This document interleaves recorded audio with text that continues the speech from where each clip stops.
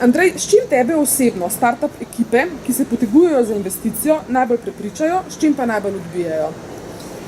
Najbolj me prepričajo s tehničnim znanjem in idejami, ki imajo neko koherentno celoto, ter v bistvu že s kar konkretnimi znanji, ki me prepričajo, da so sposobni idejo tudi izpeljati. In tega je že kar nekaj v Sloveniji. Kaj pa te najbolj odbije? Recimo ekipa, ki pristopi k tebi ali za mentorstvo ali za investicijo, s čim te v bistvu lahko potencialno najbolj odbije? Dve stvari me odbijajo. Prva je prevelika prepričanost v idejo, ki sploh ni bila preverjena, se pravi, da pride neka navdušena ekipa, ki nikakršne zunanje validacije ni opravila in zaradi tega ni pripravljena poslušati, živi v nekem svojem svetu. In tukaj je kar nekaj težav potem in s komunikacijo in nezadovoljstva pri ocenah. Na drugem spektru so pa ekipe, ki so preveč naučene na startupovstvo, recimo to so posamezniki, ki so pri 3., 4., 5. startupu in v bistvu so izjemno dobri govorci, zelo dobro poznajo pravila samih razpisov, dobim pa občutek, da so specializirani samo za pridobivanje sredstev in nikakor ni njihov cilj tudi nekaj velikega res narediti. Tako da tukaj sta dva neka ekstrema, ki me najbolj zmotita. Če bi pa zdaj recimo pogledala to slovensko startup sceno, early stage startupe, ki se potegujejo za semensko naložbo, a zaznavaš, da imamo mogoče, da obstajajo neke kronične težave, s katerimi se vsi več ali manj srečujejo?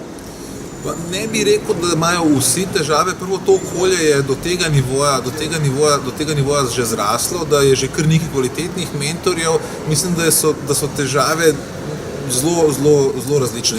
Res, da je slovenski trg, kakor je nek fin inkubator, je mogoče premajhen, da bi sam zagotovil, da je že poslovna ideja samoobstojna.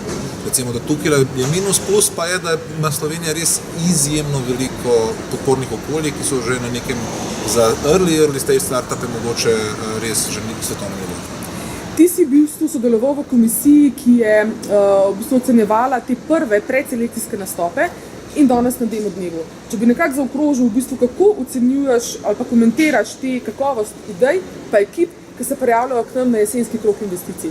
Mislim, če mogoče povzamem še prejšnja leta, dejansko na začetku so bile najprej ideje izjemno dobre, potem mogoče je že izgledalo, da so se izpele, ampak tokrat je par idej, ki bi res lahko bili disruptivni na svojih področjih. Tako da lahko rečem, da čeprav to vrsten inštrument zahteva neko vključitev države, se pravi in na tem nivoju lahko tudi odvrača potem naslednje investitorje, na drugi strani pa je vseeno kar nekaj izjemno kakovostnih idej, rečem totalno dobrih idej, prišlo in se predstavilo in bo mogoče izkoristilo te inštrumente za potem res mednarodni preboj.